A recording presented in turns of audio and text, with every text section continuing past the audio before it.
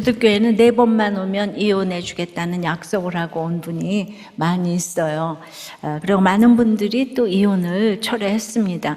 그런데 석 달을 약속하고 오신 남편에게 약속을 안 지킨 아내가 있었습니다. 그리고 소송으로 가서 그분은 변호사도 안 쓰고 이렇게 다 썼는데 이겼어요. 예. 그래서 이혼이 안 됐어요. 근데 이런 싸움이 앞으로 남고 뒤로 미친 싸움인 거예요. 시간이 흘러 아내가 돌아가시고 남편이 그때 교회 인사하러 오셨는데 아직도 어떻게 그렇게 교회가 약속을 안 지킬 수가 있냐고 이렇게 말씀하시더라고요. 반대로 구원 때문에 남편에게 약속을 지켜서 이혼해 주신 분도 계세요. 이건 졌지만 뒤로 남았어요. 예. 요즘에 사이가 너무 좋아져서 도리어 합치기 직전이라는 얘기를 들었습니다. 사업도 잘 된다는 얘기도 들었어요. 예. 이혼 안 하는 것이 목적이 아니죠. 인생의 목적이 작은 일이 되면 이겼으나 진 싸움을 하게 되는 것입니다. 오늘은 이기고도 진 싸움에 대해서 생각을 해보겠어요. 첫째로, 지는 싸움은 자기 욕심으로 이제 결정하기 때문이에요. 21절이에요. 모압의 모든 사람은 왕들이 올라와서 자기를 치려한 다음을 듣고 갑옷 입을 만한 자로부터 그 이상이 다 모여 그 경계에 서 있더라. 우리는 이제 20절까지 엘리사의 예언을 통해서 이제 골짜기에 개천을 파니까 물이 공급되었을 뿐만 아니라 모압에 대한 승리에 대한 예언까지 주어졌어요. 그러니까 모압 왕 메사는 이제 그 이스라엘 연합군이 쳐들어온다는 첩보를 듣고 총동원령을 내립니다. 그래서 최선을 다하며 절박하게 갑옷 입을 만한 자로부터 그 이상이 모든 남쪽 경계에 다 모인 것은 이 전쟁의 사활을 걸었다는 거예요. 22절에 아침에 모압 사람이 일찍 일어나서 해감밀에 물에 비침으로 맞은편 물이 불고 피와 같음을 보고 모압의 군사들이 사활을 걸고 이제 일찍 일어났다는 거예요. 얼마나 불신자들도 부지런한지 몰라요. 부지런히 매우 신속하게 막 일취단결하여 움직였다고 하는 거예요. 자, 예컨대 불신자들도 온 생애를 바쳐 명품을 만들어내는 화가, 음악가, 건축가 등 장인들의 정신이나 또 이제 자신이 지닌 사상을 목숨을 걸고 전하는 이런 정신 등은 따라갈 수가 없습니다. 그렇게 수많은 전쟁을 이기고 또 이겨서 사활을 걸고 부지런히 살아서 영웅과 위인이 된 사람도 많아요. 그런데 그 좋은 음악가, 그림인 작은 일이 인생의 최종 목적이 되어 큰 일, 구원에 이르지 못한 사람도 아주 많습니다. 그러면 이겼으나 진 싸움인 거예요. 작은 일에 이겼으나 큰 일에 실패한 것이죠. 예, 왜냐하면 아침에 일찍 일어나서 부지런하게 움직였지만은 착각의 함정에 빠졌어요. 23절입니다. 이르되 이는 피라 틀림없이 저 왕들이 싸워 죽인 것이로다. 모압 사람들아 이제 노력하러 가자. 이스라엘 연합군이 마실 물이 없어서 고생한다는 것을 모압 군대가 파악했겠죠. 그래도 이제 상대방 병력이 워낙 많으니까 공격할 생각을 못하고 있었는데 여호와의 손이 엘리사에게 임해 골짜기에 물을 가득 채운 그 아침에 모압 군대도 골짜기 건너편에서 그 골짜기에 가득한 물을 보았어요. 근데 어떻게 된 일인지 그들이 보는 방향에서는 햇빛을 받은 물이 피처럼 붉게 보인 거예요. 그러니까 그 피처럼 붉은 물을 보자 이 모압은 이는 피다 소리쳤어요. 누구의 피라고 해요? 쳐들어온 세 나라가 서로 싸워 죽인 피라고 하는 거예요. 틀림없이 피라는 거예요. 확신을 합니다. 여러분, 가짜 뉴스가 이렇게 생성이 되는 거예요. 이 확신은 나름 합리적인 근거가 있어요. 일단 밤새 비가 내리지 않았잖아요. 골짜기에 물이 있을 리가 없죠. 게다가 새까지 핏빛이니까 틀림없이 피인데 그 적군이 지금 물이 없으니까 자중질환에 빠질 수 있다는 것도 합리적인 예상입니다. 왜냐하면 그 세 나라가 평소 사이가 안 좋거든요. 게다가 이제 물이 없으니까 서로 싸우다가 다 죽였다 이거는 거죠. 그러니까 모압 사람들요, 특히 그 중에 군사 전문가가 틀림없다고 이제 확신할 만합니다 이렇게 얘기해 줬어요. 여러분, 전문가. 우리 남편 의사인데 자기 암을 몰랐어요. 그러니까 마지막에는 이렇게 전문가 말보다 더 들어야 될 게 있어요. 그들은 이스라엘 연합군과 맞짱을 뜰 수 없다는 걸 너무 잘 알았기 때문에 연합군이 서로 싸워서 퇴각하는 거, 그것이 살 수 있는 유일한 길이었다고 생각했는데 그런 일이 지금 일어난 거죠. 바라는 대로 보고 듣는다고 하잖아요. 우리가 믿음의 눈으로 하나님을 바라는 것은 소망이지만 육신의 눈으로 욕심을 바란다는 것은 망상입니다. 욕심의 크기만큼 망상을 확신하게 되는 거예요. 틀림없다며, 그래 한다면서 내 욕심을 주장합니다. 이것이 모압이 빠진 착각의 함정이에요. 기복의 함정이에요. 그 결과 어떻게 됩니까? 공격할 때 제일 중요한 정찰을 안 했어요. 소홀히 여겼어요. 너무 바라는 것을 실상으로 여긴 나머지 너무도 확신이 컸기 때문에 정찰 하나쯤이야, 이건 틀림없어, 꼭 잡아야 해, 이거 놓치면 안 돼, 앞뒤 가리지 않고 지금 돌진하는 거죠. 제일 중요한 확인 과정을 거치지 않고, 그리고는 자기 확신으로 망하는 길로 돌진해요. 전쟁에서 제일 중요한 기본 중의 기본을 대수롭지 않게 여겨 생략했습니다. 이전에 여호람도 기본 중의 기본인 물 준비를 하지 않은 것과 같습니다. 그래서 큐티를 하면서 원칙을 지켜야 되는 거는 얼마나 기본인지 몰라요. 근데 우리는 전부 다 이번 프로젝트는 이거 완전히 이기는 거야, 기분이 너무 좋고, 그런데 완전히 해서 돈 가지고 와서 계약을 해야 되는 거예요. 하기 전까지는 그 내게 아닌 거예요. 근데 그냥 집 팔고 뭐 팔고 다 됐어. 그렇게 해서 망한 사람이 한둘이 아니잖아요, 그죠? 그러니까 정찰을 해봐야 되는 거예요. 모압은 불신자고 하나님의 대적이에요. 아무리 사활을 걸고 부지런하고 경계를 잘하고 준비를 잘해도 이 본질이 이 세상이기 때문에 그건 지는 싸움을 할 수밖에 없어요. 하나님이 기도만 하는 믿는 사람이 있으면 꼭 착각하게 하시는 일이 있어요. 질 수밖에 없어요. 그래서 우리는 믿음, 신, 결혼이 너무 중요한 것입니다. 톨스토이 단편에 나오는 동화예요. 이거를 모르는 사람이 없지만은 그래도 다시 한번 이제 좀 읽어 드리는 게 아니고 얘기해 드릴게요. 이 촌장이 농부인 파움에게 해가 떠 있는 동안에 표시한 땅을 모두 가져가라. 그 하루 동안 걸어서 제자리로 오는 만큼의 땅이 1000루블이다. 1000루블에 내가 원하는 땅을 다 가지고 있다 그러니까 이 농부 파움이 밤에 잠도 못 자고 막 흥분을 했어요. 그래서 이제 동이 트면은 가야 되니까 그걸 못 기다려서 이제 새벽부터 가서 기다리고 있는 거죠. 그런 얘기는 동화에 없어요. 그래서 이제 동이 트는 것만 바라보다가 딱 해가 뜨면서 외땅하고 출발을 했는데 가다 보니까 막 땅이 갈수록 비옥한 거예요. 도저히 이건 포기할 수가 없다. 그래서 조금만 더 하면서 이제 안 그래도 잠이 못 자서 피곤한데 물도 안 먹고 도시락도 안 먹고, 왜냐하면 그 시간도 아까워, 더 가야 돼. 조금 더 쉬지도 않고 오늘 하루쯤은 죽어도 좋아 이러면서 땅이 생기는데 하면서 그냥 뛰었죠. 그리고는 그냥 해가 지면서 이제 동시에 들어왔어요. 그리고 저 왔습니다, 촌장님에게. 그리고는 거기에 팍 엎드러졌어요.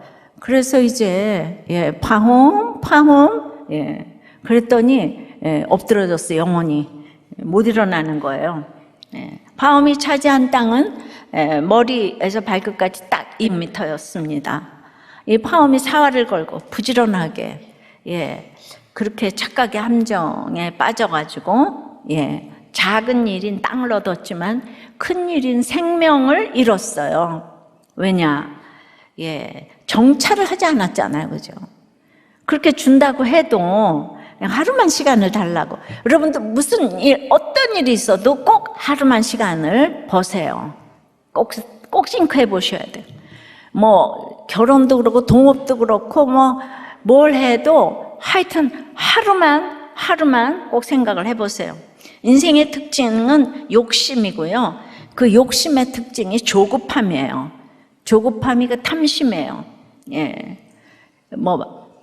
그러니까 사람이 욕심이 들어가면 아무것도 안 보여요. 그래서 다 이렇게 사기를 당하고 이제 그러는 거죠. 적용 질문입니다. 사활을 걸고 부지런하고 착각하고 살며 틀림없다며 확신하다가 기본의 기본인 정찰을 소홀히 해서 진 싸움은 무엇입니까? 항상 가장 기본이 중요한 거예요. 기본을 하지 않으면 여러분 하지를 말아야 돼요. 자, 지는 싸움은 욕심 때문에 결정하고, 두 번째 이기는 싸움은 그래서 하나님께 물어야 되는 거예요. 그런데 모압은 졌잖아요. 이스라엘은 왜 이기는 싸움을 할까요? 모압의 배반으로 여호와를 하며 여호와께 묻지도 않고 군사들을 소집한 일과 모압 사람들이 그들의 신인 그모스에게 묻지 않고 군사들을 소집하는 과정은요, 겉으로 똑같아요. 또 모압 왕이 전쟁에 패배하자 27절 오늘 왕위를 이을 자식을 그모스에게 제사 드렸잖아요. 여호람이 죽을 위기에 처했다가 뒤늦게 여호와께 묻고 소제 드렸잖아요. 그것도 성격에 있어서 똑같아요. 그런 의미에서 여호와께 드린 그 여호람의 태도는 그모스에 대한 모압 사람들의 태도와 다를 게 없어요. 믿는 사람도 불신자도 똑같은 행태를 보일 때가 많습니다. 그러나 불평을 하는 여호람에게는 연약해도 진정으로 여호와께 물어보는 여호사밧이 있어요. 형식적인 거 말고. 그래서 골짜기에 개천을 파라고 하셨잖아요. 그러니까 우상인 그모스 신과 여호와의 차이점을 전혀 모르는 모압은 이미 지는 싸움을 이제 하는 것이죠. 그러니까 여러분, 겉은 비슷해도 시아버지와 동침한 그 며느리 다말과 아버지와 동침한 롯의 딸들은 완전 천양지 차이잖아요. 다말은 구속사의 주인공이고 롯의 딸들은 완전히 그 여호와의 총회에 들어오지 못하는 망한 사람의 멸망의 정말 주인공이에요. 사사기에 입다가 전쟁에서 이기게 해주시면 먼저 나오는 사람을 내가 하나님께 제물로 바치겠다고 서원을 했더니 딸이 나왔습니다. 그거나 오늘 모압 왕의 아들을 번제로 드린 거나 뭐가 차이가 있어요? 행위로는 도저히 이거 해석 불가합니다. 근데 에베소서 2장 8절에서 9절 너희는 그 은혜에 인하여 믿음으로 말미암아 구원을 받았으니 이건 너희에게서 난 것이 아니요 하나님의 선물이라 행위에서 난 것이 아니니 이는 누구든지 자랑하지 못하게 하려 함이라. 설교는 도덕책이 아니에요. 윤리책도 아니에요. 좋은 얘기는 삶이 변하지 않아요. 성경은 믿음의 책인데요, 이건 은혜, 믿음, 구원이 아니면 이해가 안 되는 거죠. 근데 은혜가 아니면 제 설교를 들어줄 수가 없어요. 맹렬한 분이 나서 떠날 수밖에 없는 거예요. 한 목자님이 하나님의 일, 구원의 일을 하지 못하던 인생이었는데 다른 사람이 구원해도 전혀 관심이 없다. 그럼에도 하나님께서는 아침마다 여전히 큐티하고 예배드리고 목장 나가는 것이 큰 일을 이루는 비결임을 가르쳐 주시니 은혜가 된다. 여기 지금 구원과 은혜가 들어가는 나눔을 그냥 평범한 나눔에도 이게 자기 입으로 시인하는 거예요.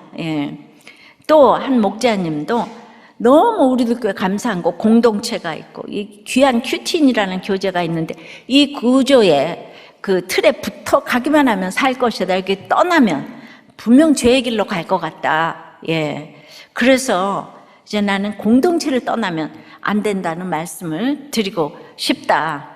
이렇게 우리들 교회는 은혜로 변한 분들이 많아요. 그러면 말씀을 좋아하세요. 근데 은혜도 모르고 구원도 믿음도 다 모르면은 말씀이 어려워요.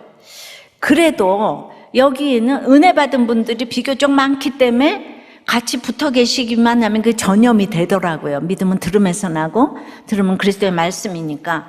그래서 무슨 말인지 모르겠다가도 이제 은혜가 임해 이제 들리시더라고요. 성경을 자세히 보는 것이 하나님께 묻는 것이 될 수 있어요. 왜냐하면 그 의중을 알게 되면은 순종하는 게 쉽기 때문이에요.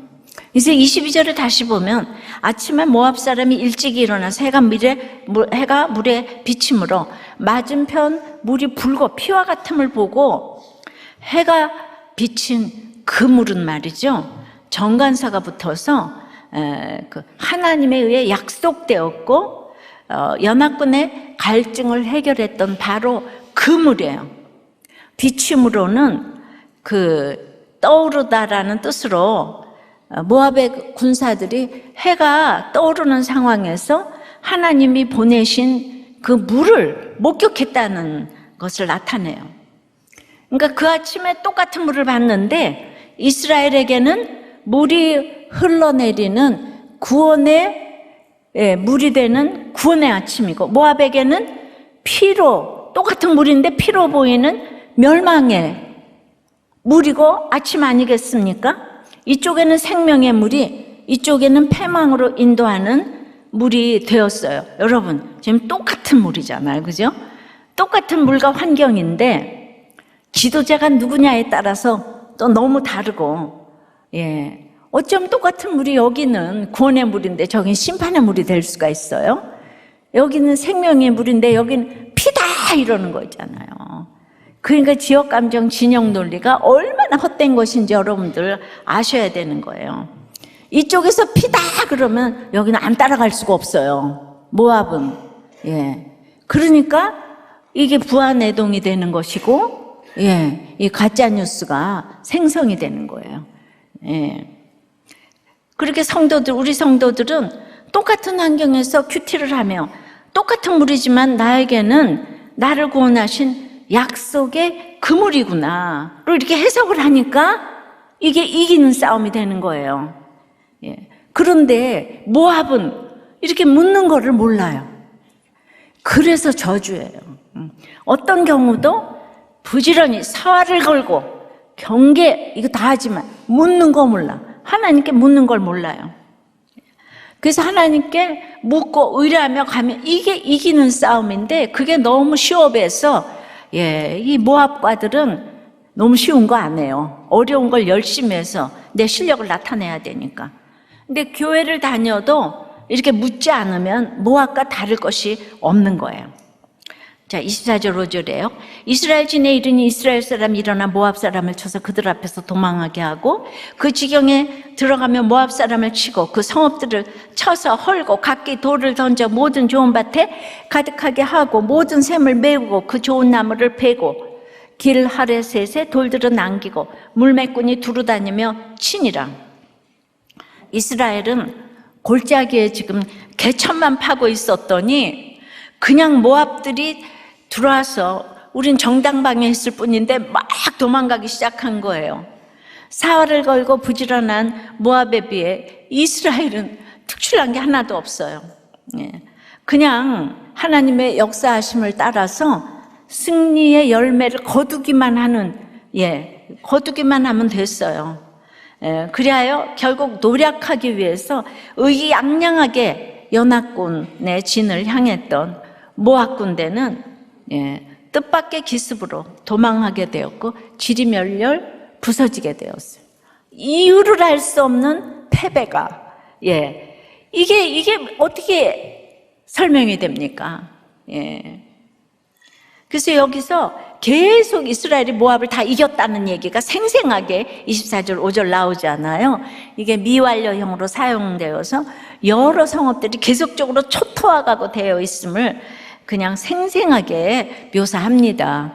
저도 여러분들에게 전도를 할 때 왜 영접하는지 제가 어떻게 알아요, 그죠? 그냥 열심히 개천파고 있었더니 그렇게 다 정복이 되는 거예요. 내가 잘한 게 아무것도 없는데. 자, 26절 모압 왕이 전세가 극렬하여 당하기 어려움을 보고 칼창 군사 700명을 거느리고 돌파하여 지나서 에돔 왕에게로 가고자 하되 가지 못하고 이제 본문을 직역하면 그 전쟁은 그보다 더 강했기 때문이다. 그래요. 예. 그 전쟁은 모압보다 강했다는 거예요. 모압보다 강했다는 거는 하나님이 강하시다는 거죠. 예. 이스라엘이 한 게 뭐가 있어요?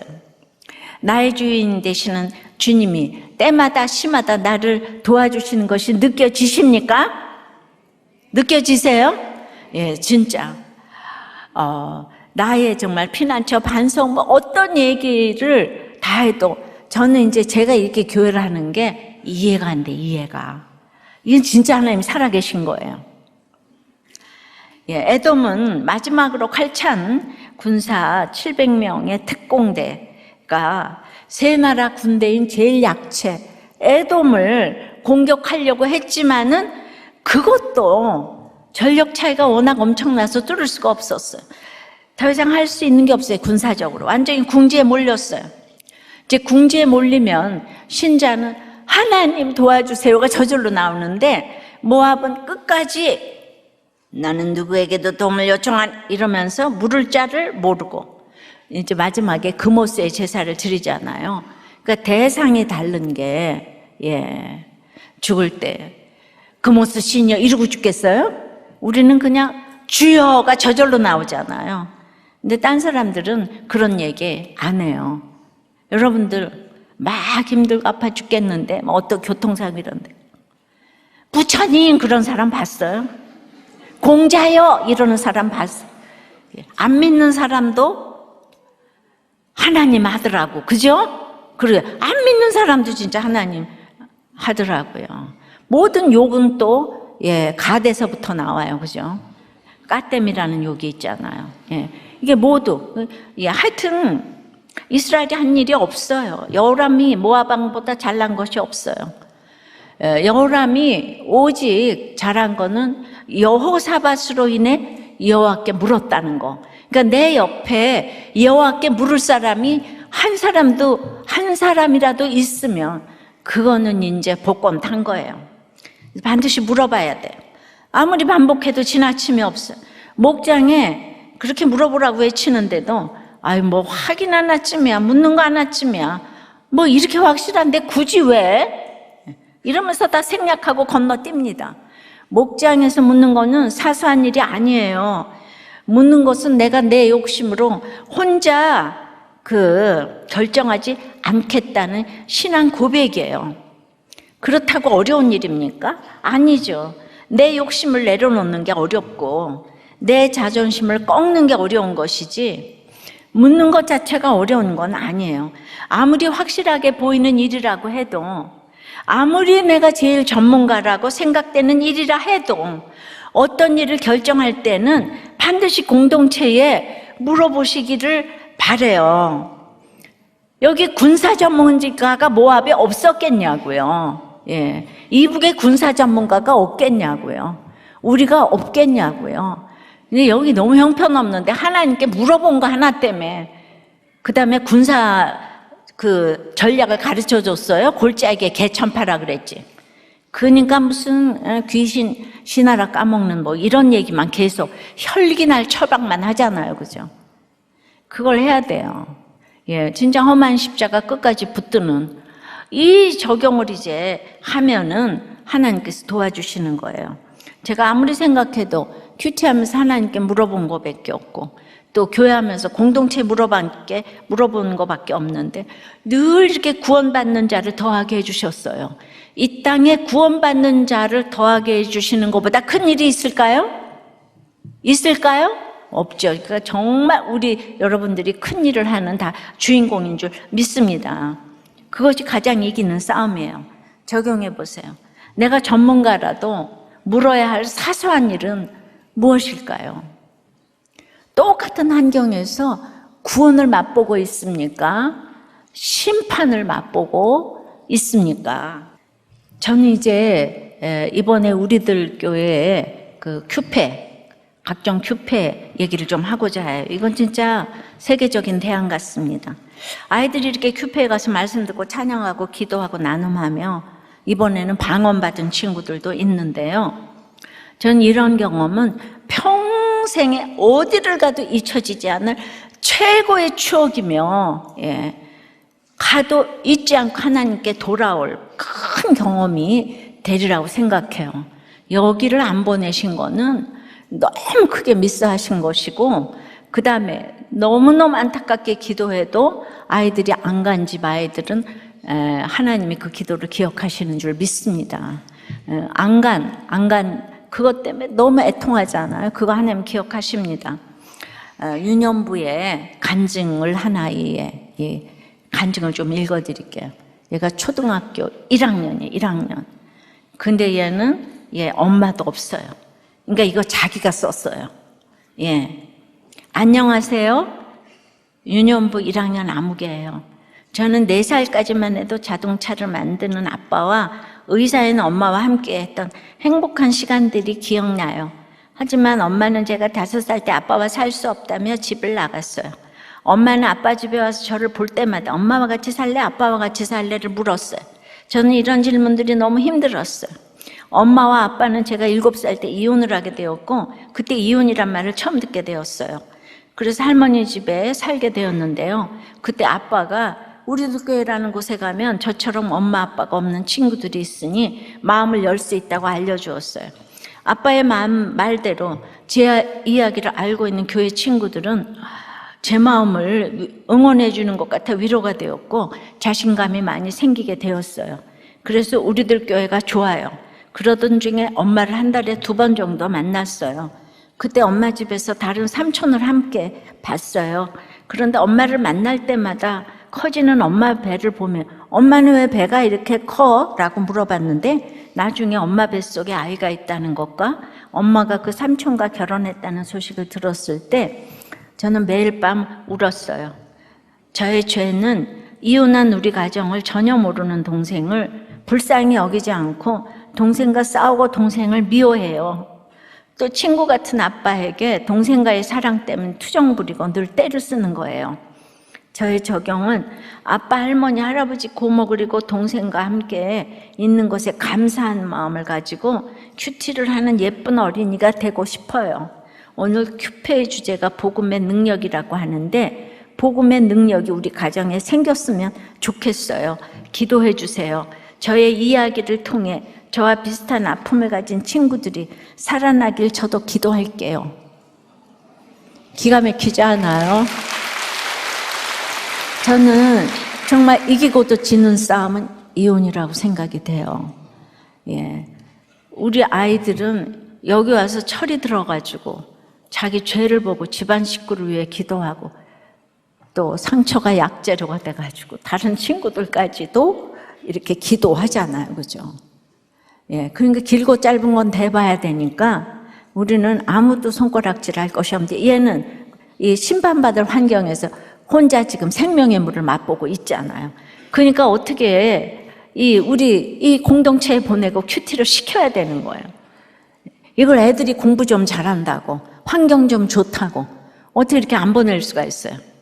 여러분들이 잘 먹고 잘 살면 다가 아닌 거예요. 우리는 레아도 돼야 되고 라헬이 레아가 돼야 되고 레아는 라헬을 부러워할 게 아니고 이렇게 같이 믿음의 동력자로 알고 가야 되는 거죠. 3번째는 그러니까 진 싸움은 욕심이고 이긴 싸움은 하나님께 묻는 거예요. 근데 이겼으나 진 싸움이 있어요. 그건 한 가지를 남겼기 때문이에요. 이제 25절에 그 성읍들을 쳐서 헐고 각기 돌을 던져 모든 좋은 밭에 가득하게 하고 모든 샘을 메우고 모든 좋은 나무를 베고 길하레셋의 돌들은 다 같이 남겼어요. 그 다 이겼는데 이렇게 그 정복하지 못한 길하레셋이 있는 거예요. 그 길하레셋만 다 초토화시켰는데 여기를 초토화하지 못했는데 그러니까 여호와께서 모압 사람도 당신의 손에 넘기시리니 약속했는데 그 말씀이 아직 이루어지지 않고 있잖아요. 완전한 승리가 되지 못하고 있습니다. 왜 그럴까요? 이건 단지 시간의 문제가 아니에요. 물이 없을 때 그렇게 슬프다를 외치던 여호람 왕도 엘리사에게 묻자고 했던 여호사밧도 막상 전쟁이 시작되니까 자취를 감춘 거예요. 이스라엘 군대 뒤로 숨었어요. 더 이상 하나님을 찾지도 묻지도 않았어요. 무슨 뜻입니까? 물이 생겨 이제 살 수 있게 되자 그 왕들은 그새 하나님을 잊었어요. 자기 수중에 있는 군대 힘을 의지했습니다. 자기 군대가 모압 군대를 압도했기 때문에 하나님의 필요 없게 됐어요. 그래서 가장 강한 요새 길하레셋 앞에서 거기가 강했어요. 빨리 하나님께 물어야 되는데 물이 있으니까 살만하니까 안 묻는 거예요. 예. 그래서 하나님이 이제 27절에 격노하는 거예요. 정말 내가 널 도와줬는데 어떻게 그렇게 심리도 못 가서 발병이 나냐? 또 네가 했다고 그럴 거냐? 예. 그러니까 이렇게 이스라엘이 가나안 정복할 때도 첫 번째 성 여리고성일 때는 아주 그냥 싸움 없이 성이 무너지는 기적으로 승리를 얻었잖아. 그러니까 그 다음 아이성에서는 하나님께 묻지도 않고 소수의 군대만 보냈다가 크게 패했잖아요. 그때나 이때나 조금만 뭐가 되는 것 같으면 금세 하나님을 잊는 것이 인간의 진짜 이게 악하고 음란한 인간의 본성 같아요. 27절에 이에 자기 왕위를 이어 왕이 될 맏아들을 데려와 성위에서 번제를 드린지라 이스라엘에게 크게 격노함이 임함에 그들이 떠나 각기 고국으로 돌아갔더라. 예, 전세가 기울게 되니까 이제 모압 왕은 모압의 신인 그모스가 가장 기쁘게 여기는 게 아들을 태워 이제 불 가운데로 지나가게 하는 거예요. 몰래 구상에게 섬기는 그 번제, 예, 번제로 아들을 드렸어요. 그거를 모압, 이스라엘, 유다와 에돔 사람들이 다 같이 봤어요. 이거는 너무나도 하나님이 가증하게 여기시는 이제 우상이에요. 레위기 18장 21절에 보면 하나님의 백성에게 너는 결단코 자녀를 몰래게 해줘 불로 통과하게 함으로 내 하나님의 이름을 욕되게 하지 말라. 예, 이렇게 자녀마저 자기 욕심의 수단으로 지금 불태운 거예요. 자녀를 사랑한 게 아니죠. 욕심의 수단으로 불태운 거예요. 자기의 나라의 그 왕위를 갖고자. 그러니까 모압 왕 메사가 자기 아들을 이렇게 그모스에게로 번제로 바치자 거기 이스라엘에게 크게 격노함이 임했다 그랬어요. 그러니까 그 이스라엘을 향한 모압의 분노가 왕위 계승자를 불태울 정도라 이런 뜻이 되겠지만은 이 처절한 분노와 살이 압도가 되었는지 이스라엘에게 이런 큰 격노함이 임하자 이렇게 대대적으로 일으킨 전쟁과 군대를 물리는 거예요. 그리고 길하렛의 그 요새를 떠나 고국으로 돌아갔더라는 표현은 객관적인 승리를 거두었음에도 불구하고 패배하고 고국으로 돌아간다. 지금 이 얘기를 하는 거예요. 왜 그럴까요? 히브리어로 임하면은, 격노함이 임하면은 15절에 여호와의 손이 엘리사 위에 있더니에서 있더니와 같은 단어입니다. 엘리사가 자기 연약함을 인정하고 고백하며 찬양할 때 여호와의 손이 엘리사 위에 임했잖아요. 그런데 살려주신 하나님을 금세 잊고 자기 힘으로 뭔가 이루어보려는 이스라엘 위에는 손이 아닌 큰 격노함이 임했어요. 외형은 모압의 격노함이지만은 사실은 하나님의 격노함인 거예요. 선지자를 계속해서 보내 말씀하시고 경고하시고 반복적인 사건으로 부르시는데도 전혀 돌이키려 하지 않는 여호람과 그 백성을 향한 하나님의 큰 격노함인 거예요. 자식을 불에 태워 우상에게 바치는 죄악과 똑같이 심판받아야 할 죄악이라는 거예요.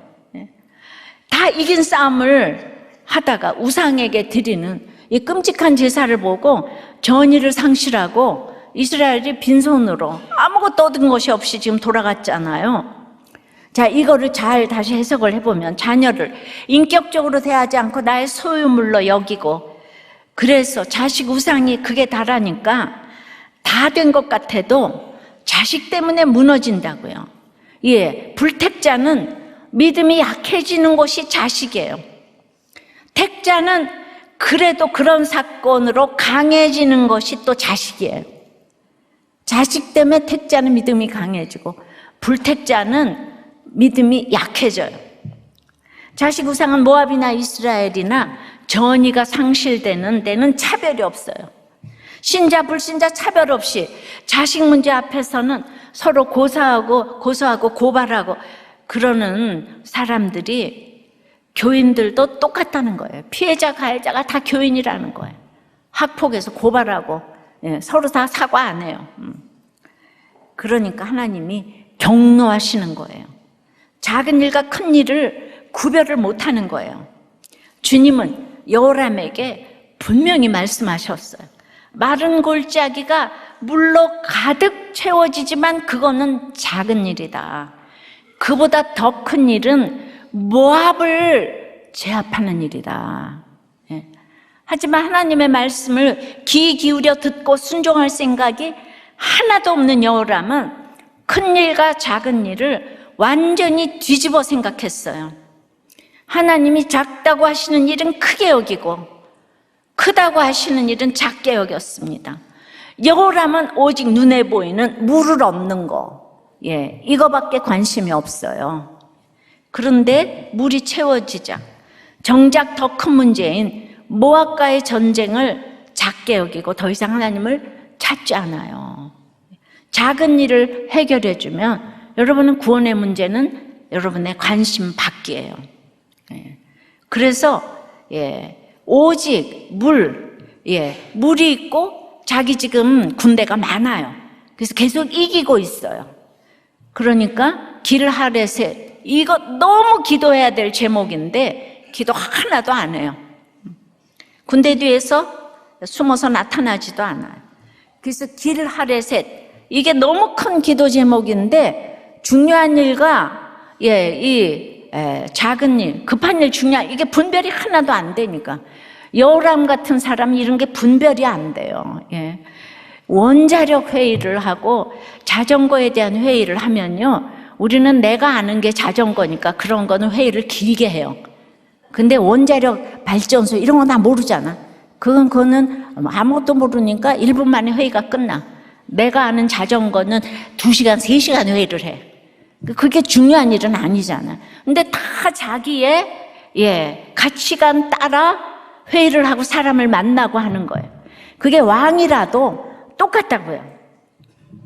그러니까 지금 길하레셋이 얼마나 이스라엘에게 중요한 요새인데 영원히 계속될 이스라엘의 운명과 관련된 것인데 전혀 모르니까 그거를 남긴 채 기도 안 하니까 결국 하나님의 진노의 심판을 당하는 거예요. 적용 질문이에요. 누군가의 경노함을 당하고 있다면 여러분 그것이 그 상대방이 아니고 하나님의 경노함인 것을 깨달으시나요? 누가 날 때렸어요. 그건 걔가 때린 게 아니고 하나님이 때렸다. 이렇게 생각을 해야 되는데 여러분은 눈앞에서 맞은 것만 억울하고 상대방의 입장을 생각하지 못하는 거예요.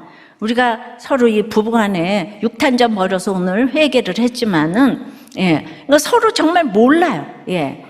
그렇지만은, 또 이 사랑의 언어가 타치하는 건데, 해피림을 맨날 뒤통수를 쳐. 너무 고생을 많이 하고, 청년 때부터 와가지고 너무 외로워요. 이 장집사 너무 외로워요. 눈물이 날 지경이에요. 그런데 그런 데까지 이해가 안 되잖아. 나타난 행동 이것이 그러니까 우리가 이제 항상 이렇게 경노함을 당하고 있다면 그게 하나님의 경노함인 거를 깨달아야 되는데 거기까지 가기는 우리가 쉽지가 않아요. 하나님의 백성이라는 호칭을 가지고 있다고 해서 하나님은 언제나 나에게 도움을 주시지 않아요. 자기네들이 마음대로 전쟁하고 또 모압 왕의 가증한 인신제사와 함께 경노함으로 끝맺어진 이 전쟁의 결과를 통해서 보면은 하나님께서는 하나님의 뜻과 상관없이 행하는 자들에게 대해서는 이스라엘이건 이방인이건 누구의 손도 들어주지 않으세요. 내가 하나님을 믿는다고 항상 내 편을 들어주시는 게 아니에요. 우리가 먼저 하나님의 편이 되어서 그분의 의도에 따라 순종하는 것이 중요하지. 내가 하나님 믿고 교회 다닌다고 언제나 내 편만 들어주는 게 아니라는 것을 지금 이 모압과의 전쟁을 통해서 그 교훈을 받아야 되는 거죠. 결국 이스라엘은 이기고도 진 싸움을 했을 뿐 아니라 남겨둔 그 하나인 모압의 길 하렛에선 두고두고 이스라엘의 가시가 되어서 이스라엘을 괴롭히는 거예요. 그래서 모압 족속은 훗날 다시 또 강성해져서 이스라엘을 침공했고 이스라엘 백성으로 하여금 두고두고 죄를 범하게 하는 아주 올무 노릇을 했던 것이에요. 예, 우리가 스가랴 9장, 느헤미야 13장 같은 데 보면 나오잖아요. 하지 않아야 될 싸움을 시작을 해가지고 물질, 생명, 시간, 재물의 손해도 엄청났을 뿐 아니라 후손에게까지 무거운 짐을 얹어준 거죠. 내가 이혼하고 뭐 이런 것들이 나는 지금 좋을지 몰라도 무거운 짐을 진짜 지어주는 거라는 거예요. 예. 그러니까 죄의 뿌리는 철저하게 뽑아야 한다는 거예요. 즉, 그 하나 남겨둔 거는 그냥 무거운 짐이 되어서 히브리서 12장에 보면 모든 무거운 것들과 얽매이기 쉬운 죄를 벗어버리고 인내로서 우리 앞에 당한 경주를 하라는 거죠. 예, 무거운 것은 짐이고 어떤 장애예요. 수영 선수라면 긴 머리가 장애가 되겠죠. 그러면 모자를 쓰든지 잘라야 돼요. 마라톤 할 때는 그렇게 내가 옷차림이 무거운 짐을 지고 하면 안 되죠. 군화 쓰고 투구 쓰고 다이아몬드 목걸이하고 민코 코트 입고 뛰면은 다 비웃지 않겠어요? 단거리 경주도 아니고 영원히 뛰어야 되는데 자신은 스스로가 멋있는지 우스운지를 자기 자신의 모습을 못 보는 거예요. 인생은 장거리 경주라서 시작점과 꼬린 지점을 알았을 때 꼬린 후에 얼마든지 천국 좋은 집에 영원히 살 것을 생각하고 뛰는 동안에는 러닝셔츠 바람으로 운동화 신고 뛰어야 되는 거예요. 목적이 확실하면 내 옷차림도 정해지는 거예요. 그러면 남들이 박수 쳐줄 텐데 혼자서 밍크, 군화 이러고 있으면 그렇다고 밍크를 입지 말란 소리는 아니고 그러니까 때에 맞는 옷차림을 해야 되는데요. 어쩔 수 없이 예수 믿는 우리들은 믿음의 증인이고 구경거리인 거예요. 믿는 사람도 나를 구경하고 안 믿는 사람도 나를 구경한다고요. 예수 믿으면서 이제는 내 인생이 없다, 구경거리가 될 수밖에 없다 인정하고 가야 하는데 절대로 나는 구경거리가 안 될 거야 이러면 늘 이기고도 진 싸움을 하게 될 수밖에 없다는 거예요. 그러니까 자기를 알아야 되는 거예요. 오늘 장집사가 자기가 그렇게 터치하는 거 싫다는데 그게 얼마나 남이 힘들어하는지를 지금까지 몰랐다는 게 20년 동안. 그러니까 이번에 이렇게 크게 경을 치잖아요. 근데 이제 알았대요. 혼을 내야 돼요. 그러니까 이제 알았대. 그러니까 이렇게 사건이 오기 전에는 그런데 그렇게 그걸 인정하지 못하는 사람이 있으니까 해결되지 모두가 다 잘 받아주면 그것도 해결이 안 되잖아요. 그러니까 심판의 사건이 와야 이거가 또 해결이 되는 것도 있어요. 적용 질문이에요. 여러분이 아직 남겨둔 사소한 죄의 뿌리는 무엇입니까? 그것이 무거운 짐으로 다가와서 얽매이고 있습니까? 이겼으나 진 싸움이 무엇입니까? 즉 앞으로 남고 뒤로 미친 것이 무엇이냐는 얘기예요. 아까 초등학교 1학년 얘기를 했는데 청소년 쿠페에서 간증한 중학교 2학년 아이의 간증입니다. 저는 유부남 목사인 아빠와 처녀인 엄마 사이에서 혼외자로 태어났어요. 제가 11개월 때 아빠는 떠나셨고 미혼모로 저를 키우신 엄마는 제가 6살 때 저를 데리고 외할머니 집으로 돌아오시고 믿지 않으시는 외할머니와 엄마와 함께 우리들 교회를 다니게 되었어요. 이제 10살이 되면 아빠를 만날 거라는 얘기를 어딘가에서 듣고 기도하며 기다리고 있었는데 이제 만날 수 없다는 얘기를 듣게 되었어요.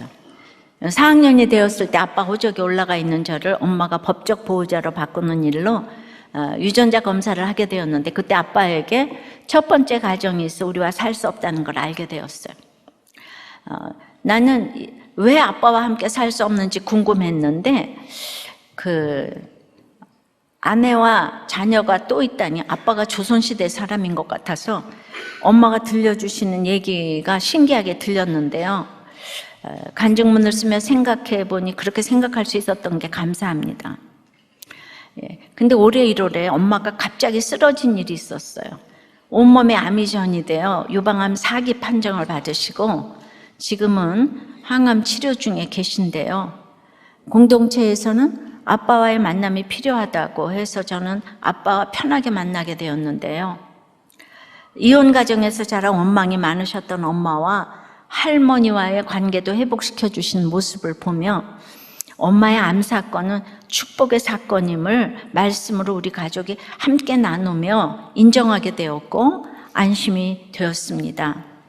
저는 엄마 없이는 말씀도 잘 깨닫지 못하고 엄마가 제 곁에 계시지 않는다는 건 상상할 수도 없을 만큼 엄마를 끔찍하게 생각해요.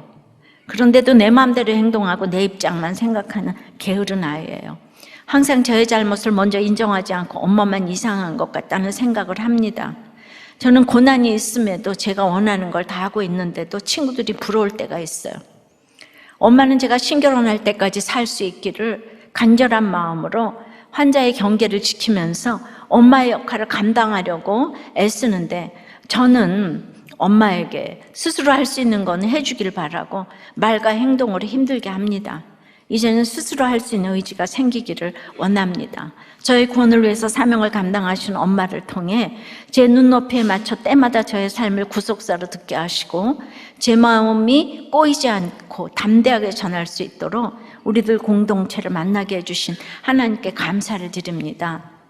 저는 엄마와 같은 성악을 전공하고 있는데 엄마가 이루시지 못한 꿈을 꼭 엄마께 보여드리고 싶어요. 엄마의 암이 모두 사멸되고 할머니가 되실 때까지 사실 수 있도록 기도 부탁드립니다. 기가 막히지요. 근데 우리 아이들은 여기 와서 말씀을 보면은 이렇게 지금 심판의 일이 다 구원의 일로 바뀌고 그뿐만이 아니고 이제 고난만 있는 게 아니고 다 자기 죄를 보잖아요, 그죠? 그러니까 항상 이렇게 고난만 얘기하면 안 돼요. 요셉의 그 고난, 유다의 자기 죄를 볼 수 있어야 되는데 초등학교 1학년에도 자기 죄를 보고 얘도 자기 죄를 보고 그리고 이제 누구라도 주님을 만나면 그 집의 중심이 돼서 모든 집안 식구를 위해서 기도하고 친구들 위해서 기도하고 모두 기도해주는 이런 사람으로 바뀌니까 이게 정말 다음 세대의 대안이 아닌가 이렇게 싶고 여러분은 이런 자리에서 이런 아이들의 간증을 아이들이 듣지 못하면 그 너무 손해보는 것인 거죠. 그러니까 이런 그 청소년부 또 이렇게 주일학교에 큐페가 이제 그 제주도에서 내일부터 2박 3일 큐페 프로그램 그대로 제주도에서 감리교 거기에서 협회에서 이제 초청을 해서 가서 그대로 합니다. 200명이 등록했다고 해요. 그래서 또 이 아이들도 가서 간증을 합니다. 이거 완전히 강에서 바다로 나가는 우리들 교회 다음 세대 아닙니까? 여러분 기도 많이 해주시고요. 그 다음에 아이들도 이렇게 해석을 하는데 정말 저는 이기고도 진 싸움이 이혼이 아닌가 싶습니다. 말씀해줘요. 이기고도 진 싸움은 지는 싸움은 욕심으로 결정하고 이기는 싸움 하나님께 물어요. 이기고도 진 싸움은 하나를 남겼기 때문이에요. 여러분 99% 합격은 불합격인 거예요. 그 하나 남기지 않기 위해서는 험한 십자가를 끝까지 붙들어야 합니다. 우리는 결혼, 가정중수, 직장을 위해서 끝까지 그 험한 십자가를 붙들어야 돼요. 애벌레가 끝까지 해서 나와야지. 그 힘들다고 딱 가위로 잘라주면 아무것도 안 되는 거예요. 자기 힘으로 나와야 되는 거예요. 결혼이라는 이걸 끝까지 지키는 게 자녀들에게 보여줄 최고의 선물이라는 거예요. 내가 조금 힘들다고 이렇게 무리 없다고 그렇게 포기하고 그냥 떠나면 안 되는 거예요. 끝까지 그거를 정복해야 되는 거예요. 다 된 싸움에 곧바로 콧바트렸잖아요. 다 이긴 싸움에. 예. 험한 십자가. 끝까지 어떤 상황에서도 원칙을 지켜야 돼. 가정은 지켜야 될 최고의 가치가 있는 것이기 때문에 가정을 지키기 위한, 내가 좀 힘들다고 다 이긴 싸움에 떠나면 안 되는 거예요. 떠나면. 네, 찬양하고 기도합니다.